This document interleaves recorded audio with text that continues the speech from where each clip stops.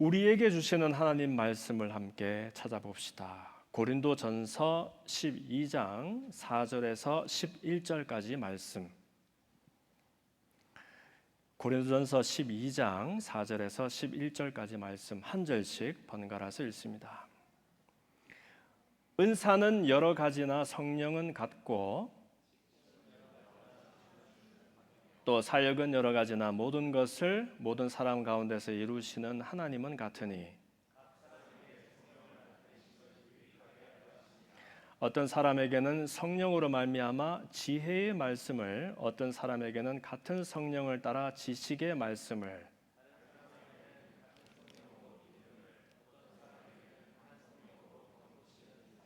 어떤 사람에게는 능력 행함을, 어떤 사람에게는 예언함을, 어떤 사람에게는 영들 분별함을, 다른 사람에게는 각종 방언 말함을, 어떤 사람들에게는 방언들 통역함을 주시나니 이 모든 일은 같은 한 성령이 행하사 그의 뜻대로 각 사람에게 나누어 주시는 것이니라. 아멘. 한번 따라하겠습니다. 성령의 은사. 고린도전서 12장 4절에서 11절까지 말씀에 근거해서 성령의 은사라는 제목으로 말씀을 나눕니다. 오늘은 성령 강림절입니다. 성령 강림 주일로 기념을 합니다. 성령 강림절은 해마다 부활절이 있고 50일째 되는 날을 말합니다. 그러니까 7은 49잖아요. 그래서 7주를 보내고 이제 8주째 주일이 되면 이때를 오순절이다. 5, 5, 열순 해서 열흘이 5번 지나가니까 50일째 오순절이다, 성령 강림주일이다 이렇게 부르고 우리가 기념하게 됩니다. 이 성령 강림절은 성령님이 강림, 내려오셨다 하는 것을 말하는 겁니다. 아니, 무슨 까닭에 성령님이 누구시길래 그분이 내려오셔야 했을까? 사실은 성령 강림은 교회의 출발을 또 의미하기도 합니다. 내용은 여러분 아시는 바와 같이 이렇습니다.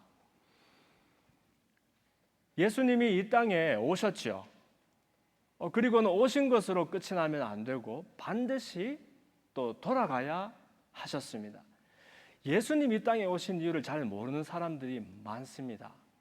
사실 예수님은 안 오시면 큰일 나는 그런 분입니다. 왜냐하면 하나님이 사실 우주를 지으시고 우주 속에 있는 만유를 만드신 한 분 하나님이시고 우리의 아버지 되시는 하나님이신데 사람이 범죄를 함으로 하나님의 영광에 이르지 못하고 그만 하나님을 알아보지도 못하는 지경에 빠지게 된 거 있죠. 사람의 처음은 그렇지 않았습니다. 하나님의 형상을 따라서 하나님의 성품을 닮아서 지어진 존귀한 사람이었는데 이 사람이 하나님 없이도 내가 낙을 누릴 수 있다는 것을 증명해 보겠다고 하나님을 제 발로 떠나고 범죄하게 됐을 때 그 불순종으로 이제 하나님의 형상까지 잃어버리고 이전에는 하나님을 눈에 눈을 마주하고 하나님을 경험하고 누리는 사람이었는데 이제는 눈앞에 하나님이 있어도 보지를 못하고 못 보는 그 하나님을 알지도 못하고 설령 누가 가르쳐 준들 그 하나님을 경험하지도 못하게 된 지경에 놓이게 되었다는 거죠. 아니, 한 번도 본 적이 없는 하나님을 어떻게 믿으며 못 봐서 못 믿는 그 하나님을 어떻게 경험하고 누릴 수가 있겠습니까? 그래서 사실 사람들이 저마다 제각각 자기 마음대로 하나님을 알고 믿으라 그러면 큰일이 날 거예요, 우리 속에. 왜냐하면 여러분들이나 저나 우리 제각각 제 상상력으로 하나님을 생각하고 이해하고 믿고 따른다면은 누가 어떤 하나님을 믿는지 우리가 알 방법이 없습니다. 그래서 보이지 아니하는 하나님을 우리에게 보이는 하나님 되게 하기 위하여 이제 아들의 자격으로, 그렇죠?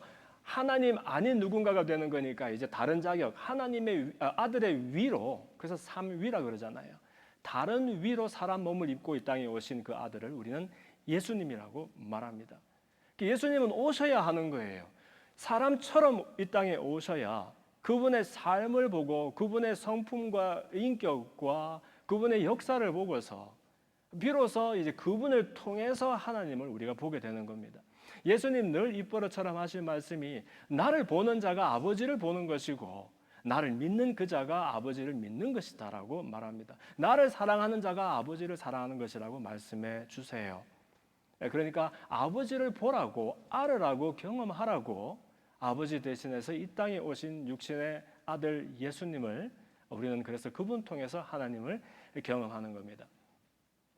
이런 이유에서 오셔야 했지만 또한 비슷한 이유로 가셔야만 하셨던 그분. 왜냐하면 예수님이 이 땅에 오신 것으로 끝이 나면 그러면 그 잠시 동안 찰나와 같은 순간 동안 머물다 가신 그 예수님을 누가 그 이전의 사람들과 그 이후의 사람들은 어떻게 그 예수님을 경험하고 알고 누리느냐 하는 것이죠. 그래서 예수님이 가셔야 하는 겁니다. 왜? 또 다른 예수님을 똑같은 또 다른 예수님을 보내주시기 위해서 이를 알로스 파라클레토스라고 말하죠. 이 알로스라는 것은 똑같지만 하나 더 있는 것을 말합니다. 우리가 이제 그로셔리 이제 아니면 몰에 가서 물건을 사는데 누가 하나 사고 갔다고 우리가 낙심할 필요가 없는 게 그 종류가 여러 개가 얹혀져 있잖아요. 진일 때에. 그럼 이게 알로스 파라클레토스인 거예요. 똑같은 종류, 똑같은 물건인데 그러나 다른 것들이 이렇게 놓여져 있는 것이죠. 예수님 가시고 똑같은 예수님, 그러나 성령님으로 이 땅에 보내주셔서 시간과 공간을 초월해서 예수님을 경험할 수 있도록 이방에 우리 예수님을 사랑한다고 고백하는 사람들 아멘 해봅시다. 아멘. 어떻게 가능합니까? 본 적도 없는 그분을. 잠시 찰나처럼 살다 가신 그분을 우리가 언제 보았다고 그분을 믿고 사랑하느냐 말입니다. 그 일이 가능한 것이 바로 예수님의 영, 곧 성령님이 우리에게 오셔서 예수님을 알게 하고 예수님을 믿게 하고 예수님을 경험하고 누릴 수 있도록 우리에게 선물을 베풀어 주시는 거죠. 그래서 이게 예수님을 믿고 따른다는 것은 지식으로 안 되는 거예요. 만약에 지식으로 된다라고 하면 열심히 배우면 되는 일이고 많이 경험하면 되는 일이죠. 그런데 여러분 배워서 아는 지식과 경험으로 아는 지식은 제자들에게 이미 충분히 있었다는 말입니다. 마치 세상에 12밖에 없는 것처럼 예수님은 그 12 제자들을 물론 배경도 미천하고 배움도 없는 그들이었지만 3년 반 동안 그들에게 혼신의 힘을 다해서 가르치고 또 그 사람들을 훈련시켜 주셨어요. 그렇기 때문에 제자들은 24/7 그러니까 3년 반 동안 늘 주님의 주옥 같은 생명의 말씀을 들었고 그분 행하시는 놀라운 기적과 표적들을 두 눈으로 보았던 사람. 그러니까 이제 아는 지식으로 경험하는 지식으로는 모자란 것이 없는 사람들이 되었습니다. 그런데도 불구하고 예수님은 이 사람들이 주님 따르는 데는 아직도 터무니없이 멀었다라고 이 사람들을 평가하세요. 어떻게 아느냐? 너희들은 예루살렘을 떠나지 말아라. 너희들은 예루살렘 떠나지 말고 오직 내가 약속한 바 성령님을 기다려라라고 말씀하시는 거예요.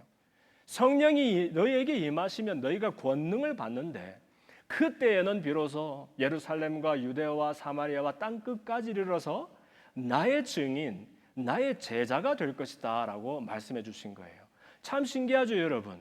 우리 펄두 제자 교회 아니에요. 저와 여러분은 우리 예수님의 제자로 살겠다고 이제 다짐하는 사람들이란 말입니다. 그런데 예수님의 제자가 된다는 것이 그분을 많이 공부하고 성경을 많이 알고 우리가 신령한 그런 신앙생활을 많이 하면 그것으로 될 것으로 생각했는데 이 배워서 아는 지식, 경험으로 아는 지식으로는 터무니없이 모자란다는 거예요. 왜냐하면 주님을 따라 나선다는 것은 내 안에 내가 가지고 있는 실력과 또 이 자격으로는 할 수 없는 일이기 때문에 그렇습니다. 그래서 예수님은 제자들에게 너희들이 나를 따른다라면 너희를 부인하고 너에게 주어진 십자가를 지고 겸손히 나를 따르라. 그렇지만 떠나지 말고 예루살렘을 떠나지 말고 기다려라. 약속하신 바 성령을 받고 너희가 권능의 사람들이 되어야 나를 따르는 일이 가능하게 될 것이다. 이렇게 말씀해 주시는 거예요. 그게 언젠지 몰랐으니까 얼마나 답답하고 궁금하고 또 불안했겠습니까? 제자들이 이게 언제일까? 마가의 다락방에서 빗장을 걸어 잠그고 벌벌 떨면서 그러나 주야로 기도했을 때 아니 120명이나 되는 그 무리들 가운데 머리마다 불의 혀 같은 것이 내려오게 됩니다.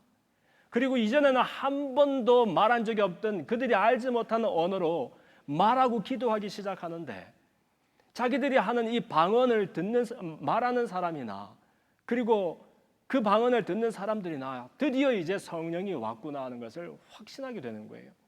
이것을 오순절 사건이다, 성령 강림의 사건이다라고 우리가 말합니다. 이때가 바로 비로소 인류 역사상 이 세상에 처음으로 예수님의 무리들, 예수님의 제자들의 공동체로서의 교회가 비로소 시작이 되는 겁니다.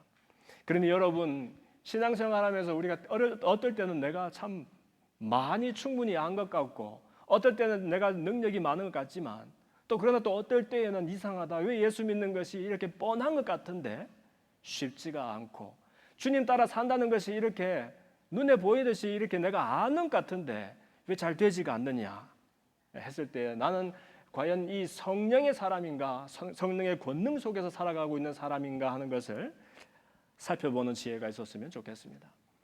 그래서 오늘 성령 슬라이드를 이렇게 좀 보여주세요. 그 다음 슬라이드, 그리고 그 다음 슬라이드요. 오늘 성령 강림절을 맞아서 우리가 특별히 성령의 은사에 대해서 살펴보려고 하는데요. 이 성령의 은사라는 것은, 이 은사는 기프트, 선물을 말하는 겁니다. 왜 선물이냐 하면, 내 안에 원래 있었던 것도 아니고 내가 그것을 돈 주고 사거나 대가를 지불하고 받은 것이 아니고 거저 선물처럼 주어져서 기프트라고 말하는 거예요. 누가 바이올린을 잘 켜면은 저 사람 바이올린에 기프트가 있다, 우리 이런 말을 하잖아요. 그때 말하는 은사가 바로 이것입니다. 그런데 왜 우리에게 은사가 필요하냐? 주님 따라 증인으로 제자로 살 때 지식으로 되지 않더라는 거예요. 배워서 아는 지식, 경험으로 아는 지식으로 되지 않더라는 거예요. 바로 위로부터 내려오는 이 은사와 그 은사가 주는 능력을 받을 때 내 생각으로는 생각하지 못하는 생각이 가능하고 내 힘으로는 살아내지 못하는 놀라운 일들이 우리 속에서 이루어지기 때문에 그렇습니다. 이 성령의 은사를 다루기 전에 우리가 잠깐 이 세계관에 대한 이야기를 하고 넘어가려고 하는데요. 근데 이 세계관에 대한 이야기는 사실 한 몇 줄을 해도 모자랄 그런 분량의 이야기입니다. 그런데 우리가 그것을 공부하기 위한 것은 아니까 어쨌든 한번 제가 스토리텔링으로 한번 여러분에게 소개를 해드리겠습니다. 화면에 사진이 이렇게 두 장이 있는데, 이것은 필리핀에 있는 산지에 살고 있는 그 소수 부족들 가운데서 이발로이라는 부족이 있습니다. 이발을 잘하는가? 이발로이? 네. 이 이발로이 부족은 그 풍습과 전통이 아주 좀 특이한 그런 것들이 많이 있습니다.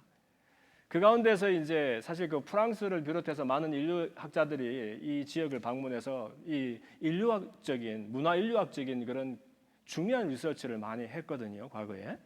그 중에 보면 이제 행인 코핀이라 그래가지고 선교학교 우리 참석했었던 사람들 들어봤을 거예요, 그렇죠? 행인 코핀은 사람 죽으면은 그 시신을 수습을 해서 아주 조그마한 널에다가 모시고는 그 널을 이제 깎아지른 절벽에 밧줄을 타고 내려가서 거기다가 매다는 겁니다. 어떨 때 절벽에 매달기도 하고 절벽에 동굴을 파서 그 안에다가 이렇게 안치를 하기도 하고, 그래서 그 동굴을 들어가 보면 그 안에 막 이 널이 수백 개가 널려져 있고 그런 걸 볼 수가 있어요.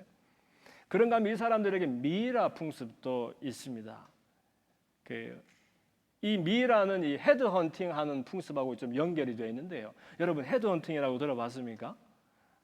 이 헤드헌팅은 그 인재들 리크루트하는 그 헤드헌팅이 아니라 진짜 목을 자르는 일입니다. 지금도 이제 아빠야오 깔린가라는 그런 지역들을 가면은 여전히 헤드헌팅하는 풍습이 남아 있는데, 다른 부족에 있는 사람들 그 뭐 연유는 좀 여러 가지가 있습니다.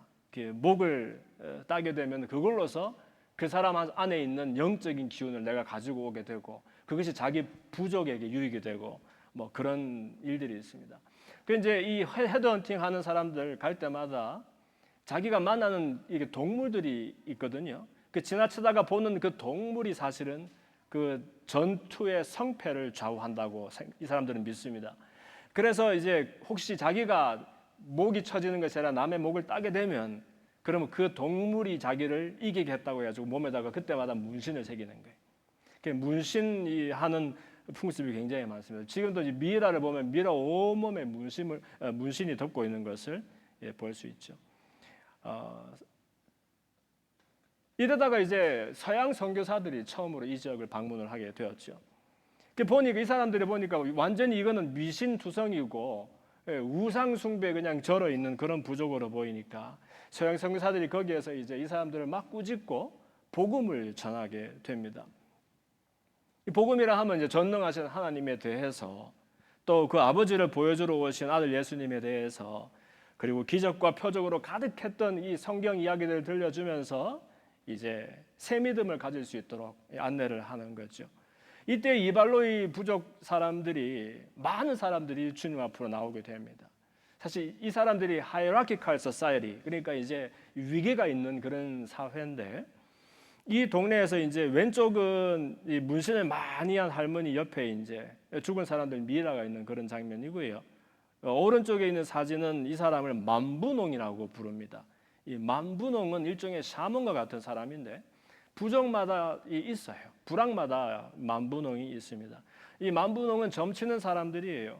그래서 그 부락에서 연장자 중에 또 행실이 그냥 또 모범이 되고 신령한 사람들 중에서 이 사람들이 점을 많이 치게 됩니다. 하기는 병원도 없고 약국도 없고 한 그곳에서 그래서 이 만분홍 중에서는 또 이 질병의 원인이 뭔지를 찾아내는 역할을 하는 만분홍도 있어요. 그래서 누군가 아프면은 이 만분홍이 실에다가 돌멩이를 매달아서 이마에 딱 이렇게 붙이고 있으면 추측이 가는 원인들을 이렇게 말하기 시작합니다. 하다가 이것이다 저것이다 하다가 이 실이 막 요란하게 흔들립니다. 그러면은 이것이 원인이구나 해서 그것으로 점을 쳐가지고는 사람을 치유를 하는 그런 역할들도 많이 했죠. 그래서 이제 사실은 전도를 하려면 만분홍을 전도를 하면 되는 거예요. 이 만분홍에게 사실은 모든 세상의 신들 위에 신이요 만유를 지으신 혼자 계시는 유일한 전능한 하나님이 계시고 그분을 사람이 보는 하나님 되기 위해서 아들의 자격으로 오신 예수님을 소개를 딱 해주니까 만분홍이 회신을 하고 이제 우기의 그 계곡에서 물에 들어가서 첨벙 이렇게 세례를 받게 되면 그럼 이제 온 부족 사람들이 한 날 한시에 그냥 예수 믿는 사람들이 될 수가 있는 겁니다. 그런데 여러분 이런 일들 속에서 서양 선교사들에게 큰 도전이 한번 언젠가 있었습니다. 그 이유는 뭐냐 하면 분명히 서양 선교사들이 와서 이 사람들이 잘못 믿고 있는 그 귀신들, 점치는 것들, 그리고 우상 숭배하는 것들을 꾸짖고 진짜 우리가 믿어야 되는 진짜 하나님을 소개받았을 때 아니 서양 선교들이 그렇게 가르쳤기 때문에 받은 것이었거든요. 그런데 이 일이 있은 다음에 사람들이 아플 때마다 이제 만분홍한테 데려가지 않고 서양 선교사들한테 데려오는 거예요. 더 큰 하나님을 믿는 사람이니까 고쳐내라는 겁니다. 그런데 서양 선교사가 이게 당황이 되는 거예요. 한 번도 해본 적도 없고 사실은 자기도 그렇게 하면 되는지도 모르겠고 하는 그런 일을 주문을 하니까 그리고 왜 그 산족 마을에는 귀신 들린 사람들이 그렇게 많은지 정상적인 사람이 아니고 그냥 전부 그냥 귀신에 눌려가지고서 자유가 없는 사람들 막 데리고 오는 거예요. 서양 선교사한테. 참 서양 선교사도 보면은 자기들이 다른 말을 할 줄 알고 그 다음에 신학을 알고 복음을 알고 그래서 늘 가르친다라고 말하지만 사실은 영적인 실제에 대해서 자기들이 이해가 없는 거예요. 경험이 없는 거예요. 그러니까 이 뭐예요? 진짜 큰 하나님을 소개해줬다고 말했는데 이 선교사들이 병도 못 고치고 귀신도 못 고치고 만분홍보다도 더 못한 거예요. 그래서 쩔쩔매고 있는 일이 생기게 되었다는 거죠. 이 일을 생각하면 여러분 참 우리는 어떻게 보면 이 보이는 세계와 보이지 않는 세계를 나도 모르게 이분법적으로 칼질하면서 그 속에서 나도 모르게 이상한 어떤 아무것도 없는 이 공백, 여백을 만들면서 살아가는 것은 아닌가 한번 생각해 보게 됩니다. 다음 슬라이드를 보시면 이게 지금 우리 인류학 강의는 아닌데 이게 사실은 이제 폴 히볼트라고 제가 너무너무 존경하는 지금 사실은 한 17, 18년 전에 돌아가셨어요. 정말 세계에서 가장 위대한 문화인류학자 중에 한 사람이죠. 폴 히벌트 교수님은 워싱턴 대에서도 가르치셨고, 풀러 그리고 또 트리니티에서도 인류학을 가르치신 분이신데, 저는 사실 이분 교과서도 많이 보고 그랬었어요. 그런데 이분이 지금 우리가 살고 있는, 특히 현대 서양에서 우리가 살고 있는 이 세계관과 성경이 담겨져 있는, 그리고 성경 시대를 지배하고 있던 이 세계관이 다르다는 것을 우리는 알 필요가 있다 하는 것을 설명해 준 적이 있습니다. 예, 이분 이제 책에서 보면 왼쪽에 보면 이 현대 서양 세계관이에요. 현대 서양 세계관은 이게 뭐냐면, 사실 우리는 과학 제일주의, 이성과 합리가 가장 중요한 시절을 살고 있지 않습니까? 그리고 그 어느 때보다도 혁혁한 과학의 공헌이 이렇게 많은 그런 시대를 살고 있는데, 그러다 보니까 나도 모르게 보이는 세계만이 유일한 실제하는 세계이고 보이지 않는 세계는 허상이다라고 부인하거나 혐오하는 그런 경향이 우리 가운데 생기게 되었다는 거예요. 그런데 재미있는 것은 세상의 그 어느 누구도 태어나면서부터 누가 가르쳐주지 않아도 누구든지 가지고 있는 공통된 인식이 있는데, 모든 사람들이 보이지 않는 세계에 대해서 사실은 인식하면서 경험하면서 오늘을 살아가고 있다는 것입니다. 무슨 말이냐면, 누가 시키지 않아도 하나님을 찾게 되어 있어요, 사람은. 누가 시키지 않아도 나의 잘못에 대해서 굉장히 통곡하면서, 그리고 나에게 생기는 어려움과 불행을 만날 때마다 그 속에서 내가 보지 못하지만 사실은 나보다 더 탁월하게 알고 이끌어가고 계시는 그분을 찾고 의지하는 것이 우리 가운데 있다는 것입니다. 어떻게 알 수 있느냐? 지금 21세기 아닙니까? 그런데 지금 이런 과학과 기술이 지배하는 시대에도 사실 과거 어느 때보다 더 많은 사람들이 무속에 의존하고 있고요. 한국의 그 전화로 점치는 것이 그 시장이 몇 조 원에 달할 정도로 어마어마하게 크다는 거예요. 하기는 정치인들도 요즘 바쁘게 무속인을 찾는다고 하니까 두말할 필요가 없겠지요. 그런데 이러다 보니까 이 보이는 세계와 보이지 않는 세계 사이에 그냥 큰 공백이 존재하게 된다는 겁니다. 이걸 어려운 말로 excluded middle이라는 이 표현을 씁니다. 이 excluded middle은 분명히 있는데 없다라고 우리가 부인하는 그런 세계입니다. 보이는 것과 보이지 않는 것이 혼재하는 그 사이를 메워야 되는 모든 것들을 부인하는 것을 말해요. 그런데 사실은 서양이 이제 이러한 세계관을 가지게 된 게 불과 얼마 안 되는 이야기입니다. 불과 한 300년, 400년밖에 안 되는 그런 이야기죠. 그런데 사실 이 성경 속 세계관뿐만 아니라 지금도 아시아와 아프리카와 곳곳에 많은 지역에 있어서는 사람들이 보이지 않는 세계와 보이는 세계를 똑같이 그냥 실제보다 더 실제적인 그런 세상으로 알고 경험하면서 살아가고 있다는 거예요. 그래서 보이지 않는 하나님, 또 보이지 않는 믿음의 세계, 이런 것도 실제지만 또 만지고 듣고 또 볼 수 있는 이 세계도 당연히 또 실제가 되고요. 그런데 그 사이에 보면, 그 사이에 사실은 보이지 않는 정체성이지만 그러나 보이는 현실 속에서 우리가 경험하고 다룰 수 있는 천사의 이야기들, 기도하고 응답받는 이야기들, 예언과 환상의 이야기들, 그리고 기적과 표적이 끊임없이 일어나는 이 모든 일들에 대해서 사람들은 궁금해할 필요도 없다는 거예요. 왜냐하면 실제니까. 내가 늘 경험해온 것들이고 내가 그렇다라고 알고 있는 것들인데 그게 있냐 없느냐라고 물어보는 이 서양 세계를 향해서 그냥 세상은 난색을 표현하고 있는 거예요.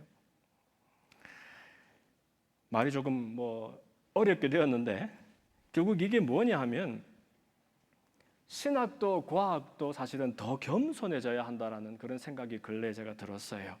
왜냐하면 신학이든 과학이든 모든 우리의 배우고 학문하는 것은 하나님을 찾아 나서는 길이거든요. 그런데 이 과학이라는 것은 사실 가장 확실하지만 가장 더딘 학문 중에 하나죠. 왜냐하면 내가 만지고 보고 들었을 때 이것이 있어라고 생각하고 새로운 발견을 하는 그런 학문이니까요. 그런데 사실 과학도 가끔 가다가 이렇게 점프를 하는, 패러다임이 바뀌는 것 같은 그런 경험들이 중간중간 있었습니다. 그렇죠? 놀라운 비약적인 발견과 어떤 발명의 사건들이 있었어요.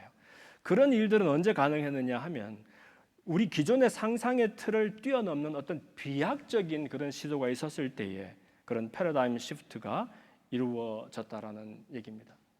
그래서 제가 하는 말은 뭐냐 하면, 저는 언젠가 지금까지 우리는 사실 이제 모르는 것이 별로 없고 거의 대부분 알아가고 있다라는 생각을 하고 있는 것 같아요. 그렇죠? 미세 세계에서는 사람 속에 세포 속을 심지어 그 유전 연기 서열까지도 다 이제 지도를 만들어갈 수 있는 미세 세계로 들어가면 그렇고, 멀리는 사실은 천체를 그냥 화성도 가고 달도 가는 그런 시대가 되었으니까 이제 우리가 모르는 것은 조금밖에 남지 않은 그런 시대를 살고 있다라는 착각 속에 살고 있는 것 같아요. 근데 여러분, 이것은 새로운 세상을 만들어간 과정이 아니라 우리가 있는데 그러나 알지 못했던 것을 발견해온 어떤 이야기의 역사입니다. 과학은. 저는 생각하는 것이 지금까지 알아낸 것들이 모래톨밖에 안 되는 것 같은, 사실은 우리가 몰랐던 것이 훨씬 무궁무진하게 많았다는 것을 비약적으로 알게 되는 시절들이 곧 올 거라고 저는 생각합니다. 그때가 되면은 우리가 이렇게 익스포넨셜리 이렇게 많이 알아왔는데 AI 시절이라고 하니까 이제 알아가는 것이 더 가속화가 될 텐데 생각하지만, 그러나 지금 우리가 알고 있는 것은 아무것도 아닐 정도로 사실 비약적으로 알게 되는 우리 모르는 세계들이 여전히 많이 있고 만나게 될 거라고 저는 생각을 합니다. 그러니까 여러분, 이 얘기는 뭐냐 하면 이 믿음의 세계가 바로 이런 것이에요. 믿음의 세계는 보이는 세계와 보이지 않는 세계를 이분법적으로 나누지 않습니다. 보이는 세계, 보이지 않는 세계는 똑같이 우리에게 리얼리티로 주어지는 거예요. 사실 많은 사람들에게 오늘날 지구촌에서 보이지 않는 세계는 보이는 세계보다 더 리얼한 경우들이 많습니다. 슈퍼내추럴한 월드는 내추럴 월드보다 더 내추럴한 경우가 많습니다. 이것이 바로 믿음의 세계니까 저는 여러분들에게 과학과 이 기술을 더 열심히 연마하면서 그것이 사실은 우리가 경험하는 세계를 축소하는 것이 아니라 사실은 더 크게 하는, 그리고 우리가 경험하는 하나님을 더 작게 만드는 것이 아니라 사실은 보이지 않는 세계와 보이는 세계를 마음껏 이렇게 헤엄칠 수 있는 그런 폭을 넓히는 경험들이 되었으면 좋겠습니다. 어려운 얘기 여기까지 하고 다음 슬라이드 이제 본론으로 들어갑시다. 2시 10분입니다. 한 15분 만에 마쳐야 될 것 같은데 해봅시다. 오늘 본문은 고린도 교회에 주어진 편지입니다. 고린도 교회는 당시에 여러 가지 문제가 많았는데 그 문제도 많았지만 사실 이 사람들이 성령에 신령한 것들을 사모하는 것도 많았던 교회였습니다. 무슨 말이냐면 이 사람들이 성령의 은사에 관심이 많았고, 그러다 보니까 각양 은사들이 막 드러나는데, 그러다 보니까 어떤 사람이 야, 내게 네 거보다 더 중요한 거야, 내게 네 거보다 더 좋은 거야 하면서 비교하고 다투는 일들도 있었습니다. 신앙의 생애도 열심히 특심이 되면 때로는 문제가 됩니다. 그래서 사도 바울이 그냥 넘어가지 않고 이 성령에 대해서, 성령의 은사에 대해서 잘 가르쳐 주기 위해서 오늘 본문을 기록하는 겁니다. 그러면서 성령의 은사가 어떤 것이 있는지 말하는데, 이 성령의 은사는 고린도전서 12장에도 나오고 또 로마서 12장에도 나오고 또 에베소서 4장에도 기록이 되어 있습니다. 그러니까 뭐 이것이다 저것이다, 사실은 그 개수는 우리가 제한할 수가 없겠지요. 뭐 다양하고 무궁무진할 거라고 생각을 합니다. 그런데 오늘 고린도전서 12장 본문에는 바울이 특별하게 9가지를 간추려서 우리에게 소개를 하고 있습니다. 이 들어보면 여러분 이게 긴가 민가, 이것이 저것인가 헷갈릴 수도 있는데 제가 딱 3가지로 분리를 해서 구별을 해서 이제 소개를 해드릴 겁니다. 혹시 이 가운데 나는 어떤 성령의 은사가 내 속에 있는가?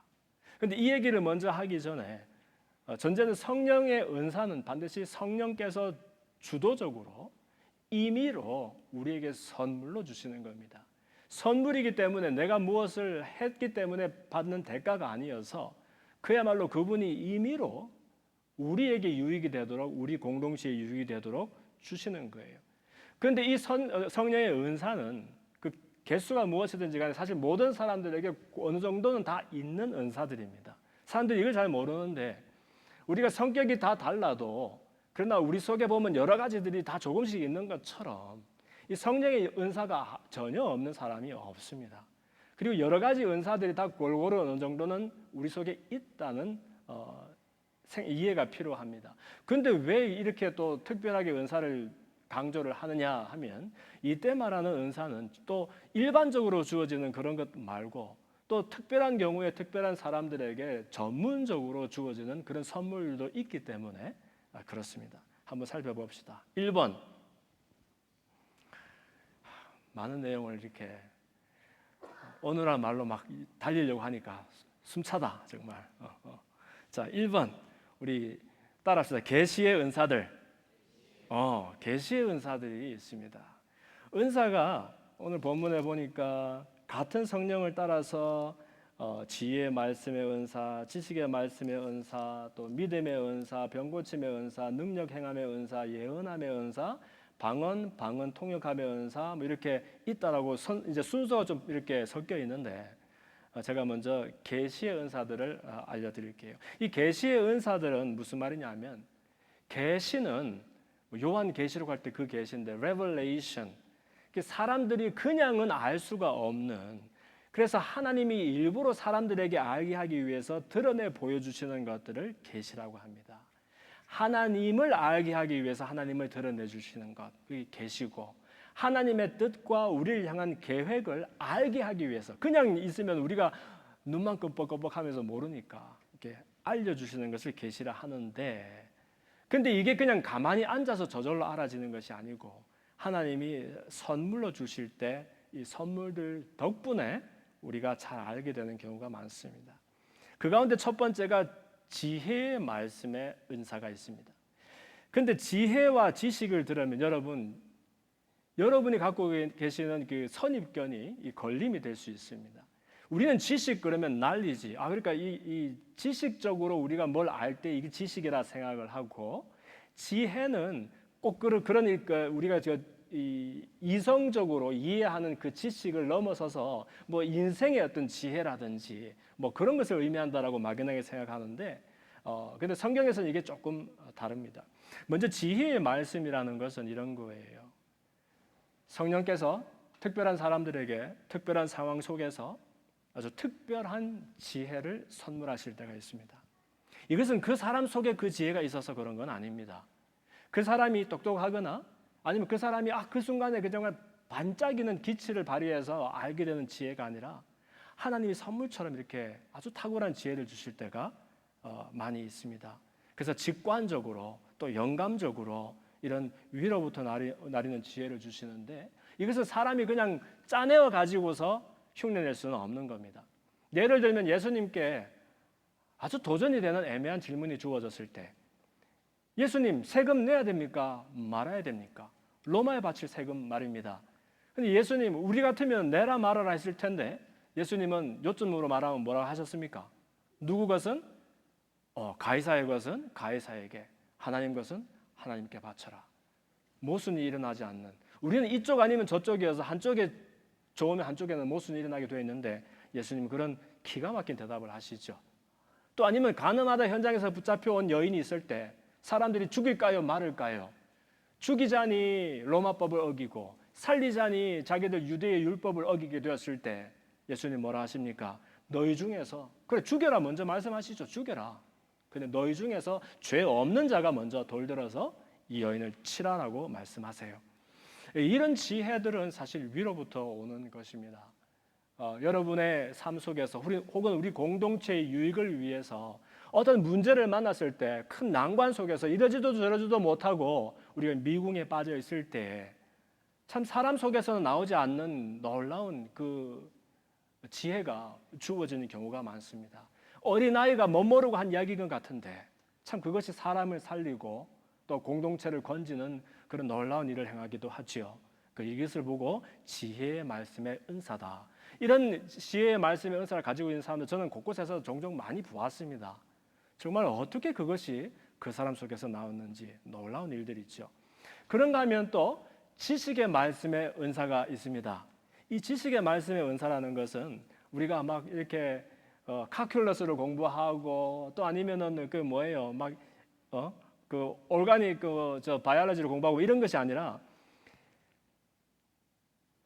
계시가 있는데 이 계시를 내가 갖고 있는 지식으로는 헤아리지 못하고 경험하지 못하는데 하나님이 주시는 지식으로 알아지는 경험을 말합니다. 이것을 지식이라고 합니다. 내 백성이 지식이 없어서 망한다. 하나님 아는 지식이 없어서 망한다 할 때의 그 지식입니다. 무슨 말이냐 하면 성경을 덮어놓고 읽으면 이게 읽혀는 지는데 우리가 삼켜지지는 않습니다. 평생을 우리가 심지어 신학을 공부하고 성경에 그냥 박박사가 되어도 이게 그냥 내가 아는 지식에서 끝나지 이 지식이 나를 살리고 남을 살릴 수 있는 능력으로까지 이어지지는 않습니다, 여러분. 왜냐하면 계시는 하나님이 스스로를 또 하나님의 이 뜻을 드러내 주시는 것이 계시라고 제가 말씀을 드렸습니다만은 드러내 주시니까 얼마나 어려운 것을 쉽게 풀어 보여주시겠어요. 그런데 그럼에도 불구하고 항상 모든 계시는 한꺼풀이 이렇게 덮여 있습니다. 그래서 사람들이 아는 것 같은데 전혀 모르는 수가 있고요. 또 내가 평생을 알고 있었던 내용이었는데 어느 순간인가 이것이 그냥 뻥 터지면서 전혀 다른 이야기에 대해서 내 심장에 꽂히기도 하는 것이 이 말씀의 신비입니다. 그러니까 여러분이 말씀을 읽고 깨닫는다는 것도 그렇고요. 신앙생활을 하면서 정말 이게 신앙이고 이게 믿는 거고 이게 제일 중요한 줄 알았는데 사실 이것은 아무것도 아니었고 정말로 중요한 것은 따로 있었다는 것을 충격적으로 깨닫게 되는 이런 경험들은 위로부터 오는 지식이 있을 때에 가능하게 된 겁니다. 여러분 이런 지식의 말씀의 은사를 깊이 사모하면서 하나님이 스스로를 드러내시는 것을 경험할 수 있었으면 좋겠어요. 그런가 하면 세 번째로는 영분별하는 은사가 또 있습니다. 영분별하는 은사라는 것은 영을 분별한다는 건데 무엇이 하나님께로부터 온 것인지 어둠, 마귀로부터 온 것인지를 구별할 수 있는 능력을 우리에게 선물하시는 거예요. 그런데 가끔 가다가 이렇게 너무 사람이 신령해지면 이 영분별하는 은사를 그냥 자기가 이렇게 주머니에 원래부터 있던 그냥 물건 꺼내듯이 이렇게 사용하려는 사람들이 있습니다. 그래서 야 내가 너 보니까 너 어제 음란한 생각했는 것 같은데 막 그리고 내가 너 보니까 너 지금 뭐 숨기는 거 있지 너 지금 거짓말하고 있는 거야 막 하면서 이 사람을 심판을 하고 수사를 하고 막 이렇게 사용하는 그런 게 있는데 그것은 여러분 아까 뭐라 그랬어요? 모든 은사는 그 사람을 살리고 공동체에 유익을 주기 위해서 선물하실 거라 하셨잖아요. 이 영을 분별하는 것은 사실 그 목적이 무엇이냐 하면 모든 사람들로 하여금 하나님의 소원을 확인하고 그 소원을 품게 하기 위해서 격려하기 위해서 주어지는 것이거든요. 왜냐하면 사람들이 너무 소원이 커지면 이게 내 마음의 소원, 내 육체의 소욕을 따라서 소원하는 것인지 하나님이 주시는 소원인지 분간이 안 돼요. 그렇죠? 그러면 그냥 기도는 드립다 열심히 하는데 알고 보니까 하나님이 주시는 무언가를 구하는 것이 아니라 내가 애타게 바라는 것을 관철시키는 거예요, 하나님께. 그랬을 때 이게 하나님께 속한 것이냐 어둠에 속한 것이냐 분별할 수 있는 그 분별력이 위로부터 온다는 겁니다. 이러한 은사들을 묶어서 저는 계시의 은사다 이렇게 한번 정의를 해보았습니다. 다음 슬라이드. 열심히 가고 있습니다. 다음에는 이렇게 하나님이 우리에게 안 보이는 것들을 보이게 해주시는 은사들이 있다면 이번에는 말하게 되는 우리가 우리 안에서 밖으로 드러내게 되는 발성의 은사들도 있습니다. 그 가운데는 방언이 있고 방언의 통역이 있고 예언이 있습니다. 방언에 대한 이야기는 정말 오래전부터 정말 핫 이슈였던 것 같아요. 교회 안에서도. 그렇죠? 어떤 사람은 방언이 있다 없다. 어떤 사람은 초대 교회만 잠시 있었던 것이고 지금은 상관이 없는 것이다. 어떤 사람은 그 방언인 줄 아는데 아니다. 뭐 많은데 그런 것은 나중에 자고 한번 다뤄봅시다. 그런 건 나중에 하고 오늘 이 말하는 이 방언이라는 것은 방언은 사실 일반적인 방언이 있겠고 또 오늘 바울이 얘기하는 은사들은 전문적으로 또 특별히 주어지는 것을 말했으니까 유익을 위해서 주는 그런 방언들이 있는 것 같습니다. 뭐냐 하면은 사람이 성령을 만났을 때 그 성령을 세례를 경험했을 때 성령을 받았다는 것을 외적으로 드러내는 증거가 이 방언이 되는 경우들이 있습니다. 여러분들 가운데서 만약에 방언한 사람이 있다면 그것은 여러분들이 기도를 무엇을 해야 되는지도 모르겠고 어떻게 해야 되는지도 모를 때에 이 성령께서 말할 수 없는 탄식으로 여러분 가운데 기도를 알려주시고 그 기도를 할 수 있도록 도와주셔서 하나님께 내가 기도하는 것을 돕는 그런 방언이 됩니다. 그러니까 가장 일반적인 그런 방언이 되겠지요. 그러나 이런 은사들 말고 정말로 그 방언의 은사를 현저하게 주는 그런 일들이 있는데, 이때에는 이 방언은 들려주기 위해서 주어지는 겁니다. 그렇지, 사람에게 들려주기 위해서나 교회에게 들려주기 위해서나 하나님이 메시지를 담아서 그 사람의 방언으로 이렇게 주실 수가 있습니다. 그런데 방언이라는 것은 내가 알고 있는 말이 아니고 뭐 천국의 말이요 천사의 말이니까, 그래서 그냥 덮어놓고 방언했다가는 알아들을 사람이 없습니다. 그래서 항상 같이 오는 것이 방언 통역의 또 은사가 됩니다. 그래서 이 방언을 통역한 사람은 그 방언을 해석도 할 뿐만 아니라 전달도 하게 되겠지요. 그래서 이 모든 일들은 결국 무엇을 위해 이 일이 있느냐를 보면 진위를 구분할 수 있습니다. 개인과 공동체의 유익을 위해서 하나님이 격려를 담아서 권면하실 때 이 방언과 그 통역이 이루어지는 겁니다. 예언도 그런 맥락에서 같이 갑니다. 여러분, 예언 그러면 내일 무슨 일이 있을까 맞추는 것을 예언이라고 생각하는 사람들이 있어요. 뭐 그것도 예언이죠. 내일 비 올까요 말까요? 누가 맞추면 그 예언이라 할 수도 있지요. 근데 사실 이게 장래에 무슨 일이 생길까, 그건 우리 입장에서 궁금한 것이지 하나님 입장에서는 중요한 게 아니에요. 그래서 원래 선지자라고 말할 때, 예언자, 선견자라고 말할 때 이 prophet이라는 것은, 이 prophet은 장차 무슨 일이 생긴 것을 이렇게 점치고 미리 알려주는 사람을 선지자라고 말하는 것이 아니고요, 하나님의 마음을 우리들에게 전해주고 들려주는 사람을 선견자, 선지자라고 말을 합니다. 이 프로페트들이 하는 말이 prophecy잖아요. 이 prophecy가 우리가 말하는 예언이에요. 그러니까 장차 무슨 일이 생길지 그럼 우리는 모르니까 궁금하니까 그것이 제일 중요하지만, 사실 하나님께 더 중요한 일은 우리가 하나님의 뜻과 계획을 알고 그 길에 순종해서 살아가는 것 아닙니까? 그래서 그 하나님의 마음을 우리에게 들려주실 때 이것을 예언이라고 하는 겁니다.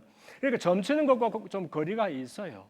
오히려 우리들에게 하나님의 마음을 들려주시고 우리들에게 낙심하고 실망한 우리들에게 힘과 용기를 주기 위해서 하나님의 마음으로 권면하실 때 이 권면이 담긴 것을 예언이라고 하는 겁니다. 그래서 이런 방언과 방언 통역과 예언의 은사들을 발성의 은사들로 묶을 수 있습니다. 다음 슬라이드. 그런가 하면 이제 따라합시다. 권능의 은사들. 권 그러면 뭐 권세겠고, 능 그러면 능력이 되겠죠. Power and authority. 이 권능의 은사들에 속하는 은사들은 바로 믿음과 병 고침과 능력 행함의 은사들이 있는데, 이 은사도 우리 안에서 나오는 것이 아니고요. 뭐 그러면 좋겠죠. 여러분이 능력도 많고 실력도 좋으면. 근데 이게 위로부터 오는 것입니다. 선물처럼. 믿음의 은사라는 건 이런 겁니다. 믿음이 있으면 믿음의 은사다. 그래서 그런 게 아니에요. 뭐 그런 믿음은 다 고만고만 있다는 거예요. 근데 가끔 이제 사람들에게 하나님이 큰 믿음을 주실 때가 있어요. 큰 믿음, 그러니까 그냥 믿는 게 아니고 믿습니다 하면은 큰 믿음인가 보다 하는데, 그런 게 아니고요. 사람 눈으로 봐서 보이지 않는데 그 안 보이는 것에서 소망의 근거를 발견하고 거기에 큰 믿음을 세울 수 있는, 그게 그 사람이 어떤 뭐 빼어난 사람이거나 실력이 많거나 아니면 태어날 때부터 무슨 용기가 있어서 그런 게 아니고요. 그런 큰 믿음이 선물되는 그런 일들이 있다는 거예요. 이때에는 환경을 쳐다보면, 처지를 보면 그런 믿음을 말할 수가 없어요. 그리고 내 됨됨이나 내 실력을 보면 그런 믿음을 품을 수가 없어요. 그런데 이삭이 위로부터 어떤 그런 믿음이 선물이 되어지면 남들이 못 보는 것을 보는 거예요. 볼 수가 없는 처지 속에서 떳떳하게 보이는 거예요. 본 걸 어떻게 부인하겠으며, 그래서 그 믿음에, 내가 본 그 믿음에 붙들려서 아주 큰 믿음을 이루며 살아가는 일들이 종종 생기곤 해요. 그 사람이 잘나서 아닌 거죠. 그 사람에게 그 은사가 주어져서 그 사람 속한 공동체를 세우고 유익을 주기 위해서 하나님이 그런 선물을 하실 때가 있다는 거예요. 이거는 보는 것과 관계가 있어요, 여러분. 야, 학생들한테 너는 비전이 뭐야? 이렇게 물어보잖아요. 그죠? 주연아, 너 비전이 뭐야? 앞으로 뭐가 되고 싶어? 할 때 이 비전은 뭐냐면 보는 거 아니에요, 보는 거. 왜 보는 게 내가 되고 싶은가 관계가 있어요. 안 보고 못 보이면 그 소원을 못 품는 거예요, 우리는. 근데 우리가 어떤 사람이 근거가 없는 것 같은데 뭔가를 딱 붙들고서 그 붙들린데 그냥 매여서 살아가는 사람이 있어요. 그 사람은 다른 사람이 못 본 무언가를 본 거예요, 여러분. 그래서 하나님은 우리에게 놀라운 일을 행하실 때에 먼저 세상이 보지 못하는 거, 보이지 않는다라고 말하는 것을 보게 하시는 거예요. 그리고 그 본 것에 우리 마음이 매이도록 하시는 거예요. 그래서 내 주제를 보고 내 실력을 보면 안 되는 일인데 큰 믿음이 내 가운데 생기게 되는 것이지요. 저는 그렇게 큰 믿음은 없는 것 같아요. 근데 저도 언젠가 한번 벌써 뭐 십수년 전이죠. 이제 미국을 이제 처음으로 이제 와서 어떤 뭐 여행을 하면서 일정이 있었는데 한참 이렇게 일정 중에 전화를 받게 됐어요. 들어보니까 이제 제가 있는 그 바교에서 저는 이제 선교센터도 하고 신학교도 이제 하려고 준비도 해놓고 그렇게 이제 사역을 막 키워가는 때인데, 목사님, 이 바교에서 제일 오래된 신학교가 문을 닫게 생겼습니다. 마지막으로 이제 이사회를 하는데 갑자기 선교사님이 생각이 났습니다. 혹시 오셔서 이 학교를 받아서 살릴 마음은 없으신지요? 근데 저는 이미 내가 하고 싶은 사역, 내가 하고 싶은 학교 이런 것들이 다 있었던 때였고, 그리고 뭐가 보여야 말이죠. 왜 하필 내가 기울어가고 문 닫으려고 한 학교를 내가 왜 잡아야 되느냐? 근데 나도 모르게 내 속에는 그런 게 없어요. 근데 이상하게 하나님이 보여주시는 게 있는 거예요.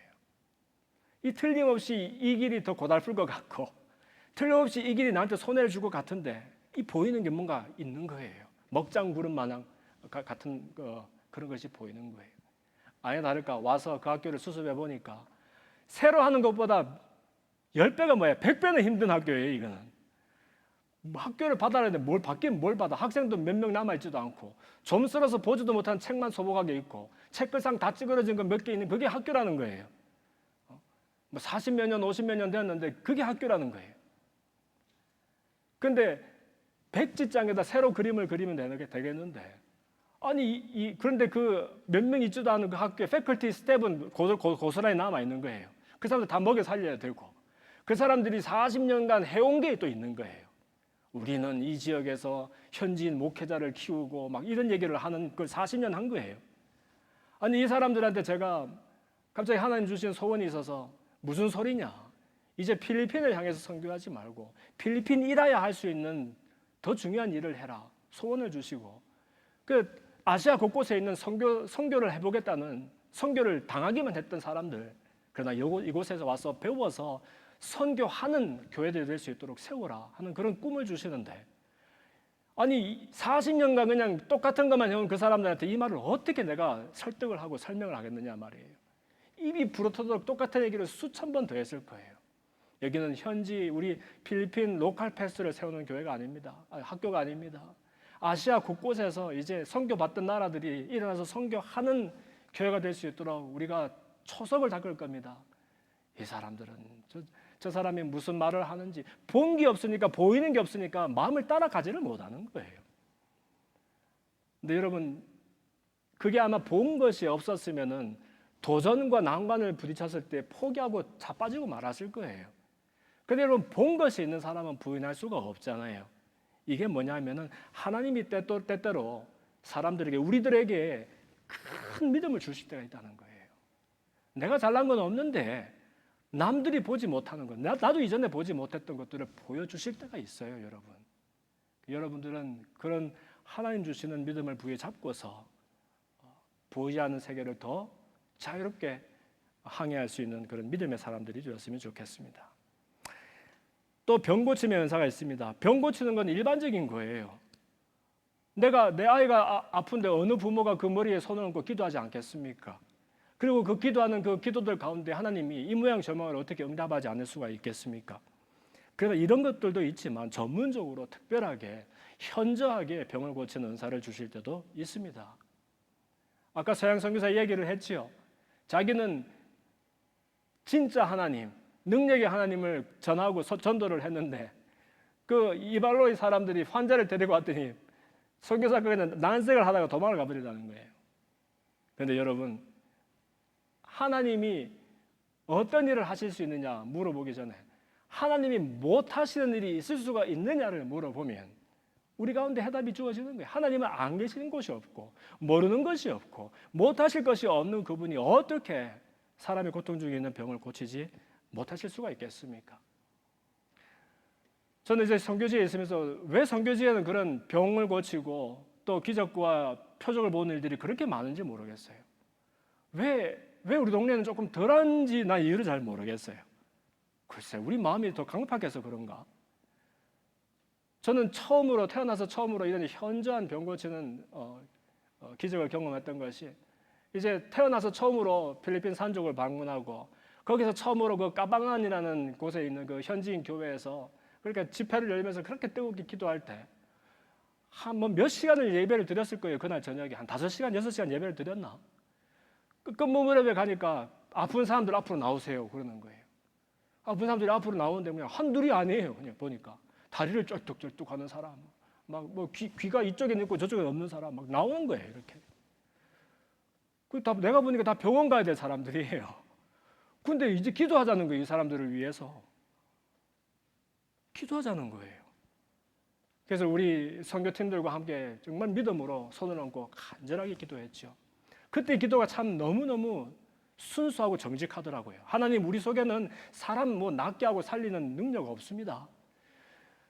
성령 하나님이 진짜시고 우리를 살리시는 분이시면 이 병중에 있는 사람들에게 와서 치유해 주십시오. 정말 눈물을 흘려가면서 그냥 땀을 범벅이 되어가면서 손을 강력하게 기도한 경험이 있어요. 그 중에 할머니 한 분이 나오셨는데 할머니가 임신을 했더라고요. 꼬부랑 할머니인데 임신을 했더라고요. 난 그래서 무슨 이런 일이 있나 봤더니 임신이 아니고 이 간에 문제 생겨서 복수가 차서 배가 이만큼 나온 거예요. 나는 처음에 할머니가 임신한 줄 알았어요. 근데 복수가 이만큼 이렇게 차가지고서 그냥 이렇게 나왔는데 서 있기도 힘들어하는 할머니. 그게 우리 일행들이 그 배에다가 손을 얹고 간절하게 기도했어요.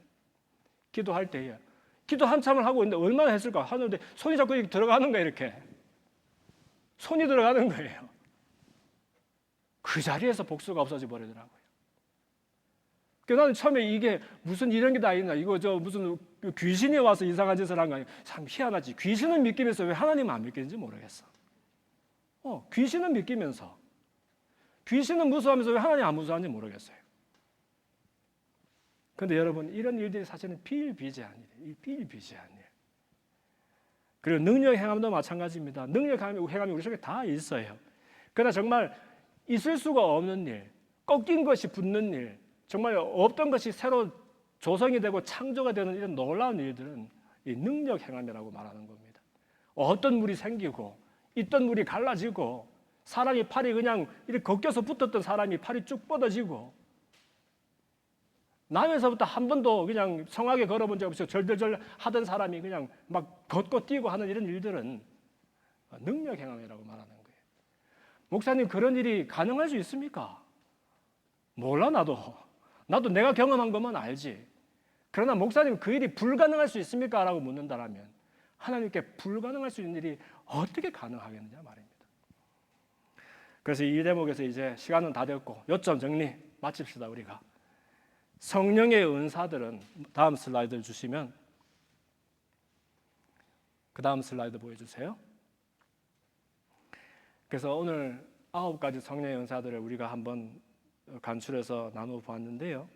여러분 분명히 아셔야 될 것은 이 은사들은 성령께서 임의로 우리에게 선물처럼 거저 주시는 것입니다. 그런데 이 선물을 주는 까닭은 우리가 혹시 조금이라도 더 나은 것이 있어서 주는 것이 아니라 개인에게 혹은 공동체에게 유익을 주기 위함이라는 것을 기억해야 합니다. 반대로 분별할 때도 마찬가지입니다. 이 은사가 성령께서 주신 것이냐 아니냐 우리가 쉽게 구별할 수 있습니다.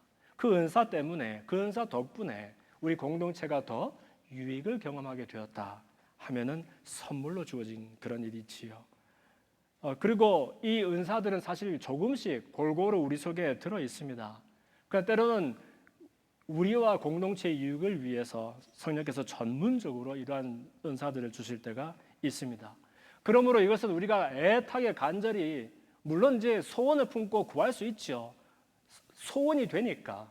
그러나 그 소원의 간절함 때문에 주어지는 것은 아니까 우리 육체의 소욕을 따라서, 육체의 욕심을 따라서 구할 일은 아니라는 겁니다. 그리고 이 받은 바 은사가 있다라면 이것은 결국은 나 혼자 살기 위해서 주어진 것이 아니라는 것을 다시 한번 기억해야 합니다. 사람 몸에 한 몸을 이루기 위해서 수많은 지체들이 있습니다. 눈, 코, 입이 있고 손발이 있고 장기들이 있고요. 그런데 이 중에서 우리가 보기에는 어떤 지체가 다른 지체보다 틀림없이 더 중요합니다. 어떻게 심장하고 손가락 하나하고 바꿀 수 있겠습니까? 손가락 하나는 꺾어져도 문제가 안 되지만 심장은 멈추는 순간 사람이 죽어버리니까요. 그랬을 때 우리는 심장이 이 손가락보다 더 중요한 지체라고 생각하는 버릇이 있습니다. 그런데 여러분, 이 한 몸을 온전하게 이루기 위해서는 어느 것 하나 요긴하지 않은 지체가 없다는 것을 기억해야 합니다. 그래서 고린도후서에 보면은 이 한 몸 지체를 이루는데 그 지체 가운데서 덜 아름답게 보이는 지체가 더 요긴하다, 이런 말이 있습니다. 연약하게 보이는 지체가 더 요긴하다. 마지막에 사람의 마지막 그 부분이 맨날 지는 먹지도 않으면서 뱉어내기만 하는 이 부분이 하찮게 여겨진다면 여러분, 만약에 얘가 일을 안 하고 딱 가만히 있어 보세요. 한 며칠만 가만히 있어 보세요. 온몸이 얼마나 힘들겠어요. 먹기는 먹는데 나가지가 않으니까 얼마나 힘들겠어요.